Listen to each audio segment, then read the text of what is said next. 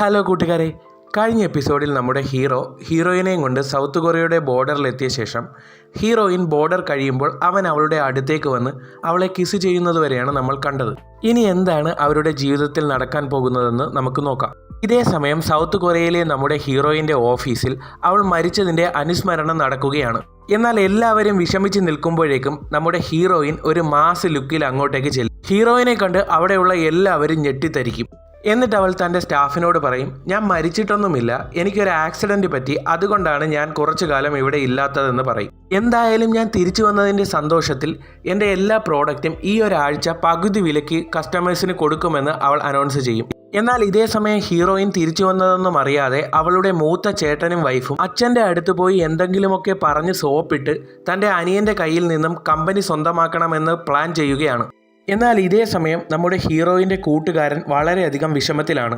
നമ്മുടെ ഹീറോയിനാണ് ഇവൻ ഈ കമ്പനിയിൽ ജോലി വാങ്ങിക്കൊടുത്തത്. അവിടുത്തെ മാനേജർക്ക് ഒട്ടും ഇഷ്ടമല്ലായിരുന്നു അവന് ജോലി കൊടുക്കുന്നത്. എന്നാലും നമ്മുടെ ഹീറോയിൻ പറഞ്ഞത് കൊണ്ട് മാത്രമായിരുന്നു അവന് ജോലി കൊടുത്തത്. ഹീറോയിൻ മരിച്ചു എന്നറിയുമ്പോൾ അവനെ ജോലിയിൽ നിന്ന് അവിടുത്തെ മാനേജർ പറഞ്ഞയക്കാൻ പോവുകയാണ്. അങ്ങനെ കമ്പനിയിലെ മാനേജർ അവൻ്റെ അടുത്ത് വന്ന് പറയും, മര്യാദയ്ക്ക് നിന്റെ സാധനങ്ങളെല്ലാം എടുത്തുകൊണ്ട് ഇവിടെ നിന്ന് പൊയ്ക്കൊള്ളാൻ.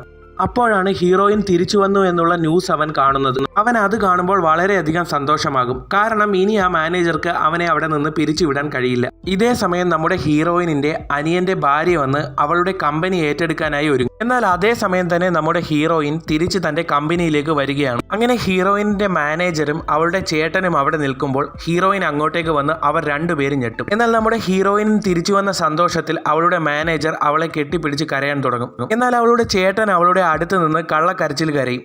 എന്നിട്ട് അവൾ നേരെ പോകുന്നത് തൻ്റെ കമ്പനിയുടെ ടേക്ക് ഓവർ നടക്കുന്ന സ്ഥലത്തേക്കാണ്. ഹീറോയിനെ കണ്ട് അവിടെയുള്ള എല്ലാവരും ഞെട്ടും. എന്നിട്ട് ഹീറോയിൻ തൻ്റെ ചേട്ടൻ്റെ വൈഫിനോട് പറയും, ഞാൻ ഇല്ലാത്ത സമയം നോക്കി കമ്പനി തട്ടിയെടുക്കാൻ നോക്കുകയാണല്ലേ, മര്യാദയ്ക്ക് ഇവിടെ നിന്ന് പൊടിയും തട്ടി പൊക്കൊള്ളാൻ അവളോട് പറയും. ഇതേ സമയം നമ്മുടെ ഹീറോ ആകട്ടെ ഹീറോയിനെ സൗത്ത് കൊറിയയിൽ കൊണ്ടാക്കിയ ശേഷം അവൻ തിരികെ നോർത്ത് കൊറിയയിലേക്ക് വന്നിരിക്കുകയാണ്. അവൾ കൂടെയുണ്ടായിരുന്ന സമയമൊക്കെ ഓർത്ത് അവൻ വിഷമിച്ച് അവിടെ വന്നിരിക്കുകയാണ്. അങ്ങനെ രാത്രി അവൻ്റെ ഡ്യൂട്ടിയൊക്കെ കഴിഞ്ഞ് മടങ്ങി പോകാനായി ഒരുങ്ങുമ്പോഴാണ് അവിടെ ആരോ നിൽക്കുന്നതായി അവന് തോന്നുന്നത്. ഹീറോ അവൻ്റെ ഗണ്ണെടുത്തിട്ട് ആരാ അവിടെയെന്ന് ചോദിക്കുമ്പോൾ അതാ കള്ളൻ പോലീസുകാരൻ്റെ ചിങ്കിടിയായിരുന്നു. എനിക്ക് സാറിനോട് കുറച്ച് കാര്യങ്ങൾ പറയാനുണ്ടെന്ന് അവൻ ഹീറോയോട് പറയും. ഹീറോ അവനെയും കൊണ്ട് തൻ്റെ ഓഫീസിലേക്ക് വരും. എന്നിട്ട് നിനക്ക് എന്താണ് എന്നോട് പറയാനുള്ളതെന്ന് ചോദിക്കുമ്പോൾ അത് സാറിൻ്റെ ചേട്ടനെ കുറിച്ചാണ്, ഞാനും സാറിൻ്റെ ചേട്ടനും വലിയ കൂട്ടുകാരായിരുന്നു എന്ന് പറഞ്ഞ് അവൻ ഒരു ലെറ്റർ എടുത്ത് ഹീറോയ്ക്ക് കൊടുക്കും. ഹീറോ അത് നോക്കുമ്പോൾ തൻ്റെ ചേട്ടൻ എഴുതിയ ലെറ്ററാണ് അത്. ഇനിയും എനിക്കത് പറയാതിരിക്കാൻ കഴിയില്ല എന്നും പറഞ്ഞ് അവൻ പഴയ കഥ പറയാൻ തുടങ്ങും. 10 വർഷങ്ങൾക്ക് മുമ്പ് നമ്മുടെ നാട്ടിലൊരു പകർച്ചവ്യാധി വന്നു. അങ്ങനെ ഞാൻ എൻ്റെ കുഞ്ഞിനെയും എടുത്ത് ഹോസ്പിറ്റലിൽ ചെന്നപ്പോൾ ഹോസ്പിറ്റലിൽ മരുന്നില്ല എന്നും പറഞ്ഞ് ഞങ്ങളെ വീട്ടിലേക്ക് അയക്കും. അങ്ങനെ എൻ്റെ കുഞ്ഞ് മരണത്തോട് മല്ലടിക്കുന്ന സമയത്ത് സാറിൻ്റെ ചേട്ടൻ മരുന്നും ഒരു നഴ്സിനെയും കൊണ്ട് എൻ്റെ വീട്ടിലേക്ക് വന്നു. അങ്ങനെ സാറിൻ്റെ ചേട്ടൻ കൊണ്ടുവന്ന നഴ്സ് എൻ്റെ കുഞ്ഞിന് വേണ്ട ശുശ്രൂഷയെല്ലാം കൊടുത്ത് അവളെ രക്ഷിച്ചു. എൻ്റെ കുഞ്ഞിൻ്റെ മരുന്നിന് വേണ്ടി സാറിൻ്റെ ചേട്ടൻ മുടക്കിയ അത്ര പണം എൻ്റെ കയ്യിൽ ഇല്ലായിരുന്നിട്ടും എൻ്റെ കയ്യിലുണ്ടായിരുന്ന കുറച്ച് പണം ഞാൻ സാറിൻ്റെ ചേട്ടന് കൊടുത്തു. അദ്ദേഹം കുറച്ചു നേരം എൻ്റെ മുഖത്ത് നോക്കിയ ശേഷം ആ പണം വാങ്ങി. അങ്ങനെ കുറച്ച് ദിവസം കഴിഞ്ഞപ്പോൾ ആ കള്ള പോലീസുകാരൻ വന്ന് എന്നെ കണ്ടു. അയാൾ ചെയ്യുന്ന തെറ്റുകളുടെ എല്ലാ തെളിവ് സാറിൻ്റെ ചേട്ടൻ കളക്ട് ചെയ്തിട്ടുണ്ട് എന്നും പറഞ്ഞു. സാറിൻ്റെ ചേട്ടൻ്റെ കാറ് ട്രാക്ക് ചെയ്യണമെന്ന് പറയും. ഞാനത് ചെയ്തില്ല എങ്കിൽ എൻ്റെ കുടുംബത്തെ തന്നെ അയാൾ നശിപ്പിക്കുമെന്ന് പറഞ്ഞ് എന്നെ ഭീഷണിപ്പെടുത്തിയെന്ന് പറയും. അങ്ങനെ അന്ന് രാത്രി നമ്മുടെ ഹീറോയുടെ ചേട്ടൻ തൻ്റെ കൂട്ടുകാരനോട് പറയും, ആ കള്ള പോലീസുകാരനെ പറ്റിയുള്ള എല്ലാ ഡീറ്റെയിൽസും എൻ്റെ ഈ മെമ്മറി കാർഡിലുണ്ട്, ഞാൻ ഉടനെ തന്നെ അവനെതിരെ കേസ് ഫയൽ ചെയ്യുമെന്ന് പറയും. ഇതെല്ലാം ഒളിഞ്ഞു കേൾക്കുകയായിരുന്ന ആ ശിങ്കിടി ഹീറോയുടെ ചേട്ടൻ്റെ വണ്ടി എവിടെ എത്തിയെന്ന് പറഞ്ഞു കൊടുക്കുകയും ആ വണ്ടി ആക്സിഡൻ്റ് ആക്കുകയും ചെയ്യും.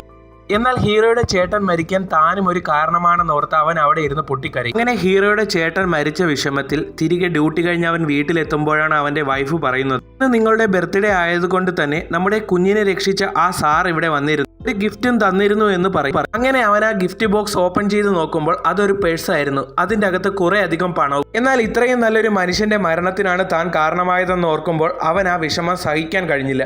ഇതെല്ലാം നമ്മുടെ ഹീറോയോട് പറഞ്ഞ് അവൻ പൊട്ടിക്കരയും. ഇത്രയും കാലം ഞാൻ ഇതെന്റെ മനസ്സിൽ ഒളിപ്പിച്ചു വെച്ചിരിക്കുകയായിരുന്നു എന്ന് പറഞ്ഞ ശേഷം സാറിന്റെ ചേട്ടൻ ഉപയോഗിച്ചിരുന്ന വാച്ച് എൻ്റെ കയ്യിലുണ്ടെന്നും പറഞ്ഞ് ആ വാച്ച് അവൻ ഹീറോയ്ക്ക് കൊടുക്കും. എന്നാൽ തന്റെ ചേട്ടൻ മരിക്കുന്നതിന് തൊട്ട് മുൻപ് വരെ തന്റെ കാര്യം കൂടി പറഞ്ഞിരുന്നു എന്ന് ഹീറോ കേൾക്കുമ്പോൾ നമ്മുടെ ഹീറോ സങ്കടം സഹിക്ക വയ്യാതെ പൊട്ടിക്കരയും. എന്നാൽ അടുത്ത ദിവസം നമ്മുടെ ഹീറോയുടെ ഗ്രാമത്തിലെ സ്ത്രീക്ക് ഒരു ലെറ്റർ കിട്ടും. അവൾ അത് വായിച്ച ശേഷം തന്റെ കൂട്ടുകാരികളോടായി വന്ന് പറയും, നമ്മുടെ ക്യാപ്റ്റൻ സാറിന്റെ കൂടെ ഉണ്ടായിരുന്ന പെണ്ണ് യഥാർത്ഥത്തിൽ നമ്മുടെ നാട്ടുകാരിയല്ല, അവൾ സൗത്ത് കൊറിയക്കാരി ആയിരുന്നു. അപകടത്തിൽപ്പെട്ടാണ് അവൾ ഇവിടെ എത്തിയത്. അവൾ യഥാർത്ഥത്തിൽ സൗത്ത് കൊറിയയിലെ സിറി ഫാഷന്റെ ഓണർ ആണെന്ന് പറയും. ഇത്രയും വലിയൊരു കോടീശ്വരിയായിരുന്നു ഇത്രയും കാലം നമ്മളെ കൂടെ ഉണ്ടായിരുന്നതെന്നോർത്ത് അവരെല്ലാവരും ഷോക്കാകും. ഈ ലെറ്റർ അവർക്കായി നമ്മുടെ ഹീറോയിൻ നേരത്തെ എഴുതി വെച്ചതായിരുന്നു. ഇതേ സമയം സൗത്ത് കൊറിയയിലുള്ള നമ്മുടെ ഹീറോയിൻ ഓഫീസ് കഴിഞ്ഞ് തൻ്റെ അച്ഛനെയും അമ്മയും കാണാനായി അവരുടെ വീട്ടിലേക്ക് പോകുകയാണ്. എന്നാൽ അവിടെ എത്തുമ്പോഴാണ് തൻ്റെ മൂത്ത ചേട്ടൻ്റെ വൈഫ് അവിടെ നിൽക്കുന്നത് കാണുന്നത്. അവൾ ഉടനെ തന്നെ ഹീറോയിൻ്റെ അടുത്ത് വന്ന് കെട്ടിപ്പിടിച്ച ശേഷം പറയും, പിന്നെ ഞങ്ങൾ എല്ലാവരും ഒരുപാടധികം മിസ് ചെയ്തു എന്ന്. അപ്പോഴാണ് നമ്മുടെ ഹീറോയിൻ കാണുന്നത് നമ്മുടെ ഹീറോയിൻ ഇല്ലായിരുന്ന സമയത്ത് ഹീറോയിൻ്റെ ഒരു മോതിരം അവൾ മോഷ്ടിച്ചെടുത്തു എന്ന്.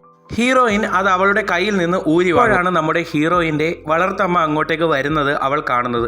അങ്ങനെ അവൾ തൻ്റെ അമ്മയോട് സംസാരിക്കും. എന്നിട്ട് അവൾ അമ്മയോട് പറയും, ഞാനില്ലാത്ത സമയത്ത് എൻ്റെ കമ്പനിയുടെ ഷെയർ അമ്മ ഒരുപാട് വാങ്ങിയല്ലോ, എൻ്റെ കമ്പനി അമ്മയുടെ 2 മക്കൾക്ക് കൊടുക്കാൻ വേണ്ടിയുള്ള അമ്മയുടെ പ്ലാൻ ആയിരുന്നല്ലേ എന്ന് അവൾ അമ്മയോട് ചോദിക്കും. എന്നാൽ അവൾ അങ്ങനെ പറയുമ്പോൾ അമ്മയുടെ കണ്ണുകൾ നിറയും. അങ്ങനെ ഭക്ഷണം കഴിച്ചുകൊണ്ടിരിക്കുമ്പോൾ അവളുടെ മൂത്ത ചേട്ടൻ ചോദിക്കും, നിനക്ക് എന്താണ് പറ്റിയത്, നീ ഇത്രയും കാലം എവിടെ ആയിരുന്നു എന്ന്. എനിക്കൊരു ആക്സിഡൻറ്റ് പറ്റി, അങ്ങനെ ഞാൻ നിങ്ങളുടെ എല്ലാവരുടെയും നമ്പർ മറന്നുപോയി, പിന്നെയാണ് എനിക്ക് ഓർമ്മ വന്നതെന്നൊക്കെ പറയും. എന്നാൽ അവളുടെ ഇളയ ചേട്ടൻ ഇതൊന്നും അറിയാത്ത ഭാവത്തിൽ അവിടെ ഇരിപ്പുണ്ടായിരുന്നു. അങ്ങനെ അവിടെ നിന്ന് അവൾ തിരികെ അവളുടെ വീട്ടിലേക്ക് വരും. വീട്ടിലെത്തി വൈനൊക്കെ കുടിച്ച് ഒരു ഹോട്ട് ബാത്തൊക്കെ ചെയ്ത ശേഷം താൻ എത്ര നാളുകൾക്ക് ശേഷമാണ് തൻ്റെ ഈ ബെഡിൽ കിടന്ന് ഉറങ്ങുന്നതെന്നും പറഞ്ഞ് അവൾ സന്തോഷത്തിൽ കിടക്കാനായി ഒരുങ്ങുമ്പോഴാണ് അവൾക്ക് നമ്മുടെ ഹീറോയെ മിസ് ചെയ്യാൻ തുടങ്ങുന്നത്. അങ്ങനെ അവനെ ഓർത്ത് ഉറക്കമില്ലാതെ കിടന്ന ശേഷം ഒടുവിൽ ഒരു സ്ലീപ്പിംഗ് വിൽസ് ടാബ്ലറ്റ് കഴിച്ച് അവൾ ഉറങ്ങും. എന്നാൽ ഇതേ സമയം നമ്മുടെ ഹീറോ തന്റെ ചേട്ടന്റെ വാച്ച് അഴിച്ചു നോക്കുമ്പോഴാണ് ആ കള്ള പോലീസുകാരനെ കുറിച്ചുള്ള തെളിവുള്ള മെമ്മറി കാർഡ് അതിനുള്ളിൽ ഇരിക്കുന്നത് കാണുന്നത്. അങ്ങനെ ആ മെമ്മറി കാർഡിൽ നിന്ന് ആ കള്ള പോലീസുകാരനെ കുറിച്ചുള്ള എല്ലാ തെളിവുകളും നമ്മുടെ ഹീറോ കളക്ട് ചെയ്യും. ഇതേ സമയം നോർത്ത് കൊറിയയിലുള്ള സുന്ദരൻ വില്ലൻ തന്റെ മാനേജറുടെ അടുത്ത് വരുമ്പോഴേക്കും അവിടുത്തെ പോലീസുകാർ വന്ന് പറയും, നിങ്ങളെ ഞങ്ങൾക്ക് ഇൻറ്ററോഗേറ്റ് ചെയ്യണം, അതുകൊണ്ട് നിങ്ങൾ ഞങ്ങളോടൊപ്പം വരണമെന്നും പറഞ്ഞ് നമ്മുടെ സുന്ദരൻ വില്ലനെയും വിളിച്ചുകൊണ്ട് പോകുമ്പോഴാണ് നമ്മുടെ ഹീറോയുടെ ഫിയാൻസിയും അവളുടെ അമ്മാവനും അങ്ങോട്ടേക്ക് വരുന്നത്. ഫിയാൻസി തന്റെ അമ്മാവനെ ഇവൻ തന്റെ ഫ്രണ്ടാണെന്ന് പറഞ്ഞ് പരിചയപ്പെടുത്തും. അങ്ങനെ ഹീറോയിൻ ആ പോലീസുകാരുടെ കയ്യിൽ നിന്ന് നമ്മുടെ സുന്ദരൻ വില്ലനെ രക്ഷപ്പെടുത്തും. അതിനുശേഷം അവൻ അവളോട് ചോദിക്കും, ഇന്നലെ നീ കുടിച്ച് ബോധമില്ലാത്തപ്പോൾ നിന്നെ ഞാൻ വീട്ടിലെത്തിച്ചതിന് പകരമായാണോ നീ എനിക്ക് ഈ സഹായം ചെയ്തതെന്ന് ചോദിക്കും. എന്നിട്ട് അവൾ അവനോട് പറയും, നീ ഹീറോയെ പറ്റി എന്തേലും അറിഞ്ഞോ എന്ന് ചോദിക്കും. അപ്പോൾ അവൻ പറയും, ഇന്നലെ ഞാൻ നീ കുടിച്ച് ബോധമില്ലാതെ നിന്നെ വീട്ടിലൊക്കെ കൊണ്ടാക്കിയ ശേഷം തിരികെ വരുമ്പോഴേക്കും എന്നെ ഹീറോ വിളിച്ചിരുന്നു, ഒരു ഹെൽപ്പ് വേണമെന്ന് പറഞ്ഞു. അവനെയും ഹീറോയിനെയും ബോർഡറിലേക്ക് കൊണ്ടാക്കാമോ എന്നാണ് അവൻ ചോദിച്ചത്. അങ്ങനെ ഞാൻ അവൻ്റെ വീട്ടിൽ നിന്നും അവരെ 2 പേരെയും സേഫായി ബോർഡറിൽ കൊണ്ടാക്കി എന്ന് നമ്മുടെ സുന്ദരൻ വില്ലൻ ഫിയാൻസിയോട് പറയും. എന്നാൽ ഇതെല്ലാം കേൾക്കുന്ന ഫിയാൻസി അവൾക്ക് വേണ്ടി ഹീറോ എന്ത് ചെയ്യാനും തയ്യാറാണല്ലേ എന്ന് ചോദിക്കും. എന്നാൽ ഇതേ സമയം ഫിയാൻസിക്ക് നമ്മുടെ സുന്ദരൻ വില്ലനോട് ചെറിയൊരു ഇഷ്ടമൊക്കെ തോന്നും. എന്നാൽ നമ്മുടെ കള്ള പോലീസുകാരനെ കുറിച്ചുള്ള എല്ലാ തെളിവുകളും നമ്മുടെ ഹീറോ കോടതിയിൽ സമർപ്പിക്കും. ഹീറോ പറയുന്നതെല്ലാം സത്യമാണെന്ന് മനസ്സിലാക്കിയ കോടതി ആ കള്ള പോലീസുകാരനെ ജീവപര്യന്തം തടവിന് ശിക്ഷിക്കും. എന്നാൽ വിധി കേട്ട ഉടനെ ആ കള്ള പോലീസുകാരൻ നമ്മുടെ ഹീറോയുടെ അടുത്തേക്ക് വന്ന് പറയും, ഇതിന് പകരമായി നീ ഇവിടെ നിന്ന് കടത്തിയ ആ പെണ്ണിനെ ഞാൻ കൊല്ലുമെന്ന് പറയും. എന്നാൽ അപ്പോഴേക്കും പോലീസുകാർ അങ്ങോട്ടേക്ക് വന്ന് അവനെ ഇടിച്ച് പപ്പടമാക്കും. എന്നാൽ അന്ന് രാത്രി ആ കള്ള പോലീസുകാരനെ ജയിലിലാക്കാൻ വേണ്ടി കൊണ്ടുപോകുന്ന വണ്ടിയിലേക്ക് ആ കള്ള പോലീസുകാരൻ്റെ കൂട്ടാളികൾ വന്ന് ആക്രമിച്ച് ആ വണ്ടിയിലുണ്ടായിരുന്ന എല്ലാവരെയും കൊന്ന ശേഷം ആ കള്ള പോലീസുകാരനെ അവിടെ നിന്ന് രക്ഷിച്ചു കൊണ്ടുപോകും. എന്നാൽ ആ പോലീസുകാരൻ്റെ വണ്ടി ആക്സിഡന്റ് ആയെന്നറിഞ്ഞ ഹീറോ ഫിയാൻസിയുടെ അമ്മാവനോട് വന്ന് ചോദിക്കും, വണ്ടിയിലുണ്ടായിരുന്ന 3 പോലീസുകാരുടെ ബോഡി കിട്ടി, കള്ള പോലീസുകാരൻ്റെ ബോഡി മാത്രം കിട്ടിയില്ല, അവൻ എങ്ങാനും രക്ഷപ്പെട്ട് കാണുമോ എന്ന് ചോദിക്കും. അങ്ങനെ ഉണ്ടാവാൻ വഴിയില്ല, അവൻ്റെ ബോഡിയും ഉടനെ തന്നെ കിട്ടുമെന്ന് അവനോട് പറയും. എന്നാൽ തിരികെ തന്റെ ഓഫീസിലെത്തുന്ന ഹീറോ അവിടെ ഒരു ലെറ്റർ ഇരിക്കുന്നത് കാണും. അത് ഓപ്പണാക്കി നോക്കുമ്പോൾ ഹീറോയിനെ കൊല്ലുമെന്നും പറഞ്ഞുള്ളതായിരുന്നു. അപ്പോഴേക്കും ഹീറോയ്ക്ക് ഒരു ഫോൺ കോൾ വരും. അവനത് അറ്റൻഡ് ചെയ്ത് നോക്കുമ്പോൾ അത് ആ കള്ള പോലീസുകാരനായിരുന്നു. താൻ നോർത്ത് കൊറിയയിലാണെന്നും നിന്റെ ആ പെണ്ണിനെ കൊല്ലുമെന്നും പറഞ്ഞ് അവൻ ഭീഷണിപ്പെടുത്തും. ഹീറോയിന് എന്തെങ്കിലും പറ്റുമോ എന്നോർത്ത് പാവം ഹീറോ വിഷമിക്കും. എന്നാൽ ഇതേ സമയം ഹീറോയുടെ മാനേജർ അവൻ്റെ കൂട്ടുകാരനോട് പറയും, നമ്മുടെ മേഡം ഇപ്പോൾ ഒരുപാട് മാറിപ്പോയി, പണ്ടത്തെ പോലെ ഇപ്പോൾ എന്നോട് എപ്പോഴും പണിയെടുക്കാനൊന്നും പറയില്ല, റെസ്റ്റ് എടുക്കാനൊക്കെ പറയും. പിന്നെ ചില ദിവസങ്ങളിൽ ബോർഡറിലേക്ക് പോയി നോർത്ത് കൊറിയയിലേക്ക് നോക്കിയ ശേഷം അവിടെ നിന്ന് പൊട്ടിക്കരയുന്നത് കാണാം. മേഡത്തിന് എന്തോ പറ്റിയിട്ടുണ്ടെന്ന് അവൻ പറയും.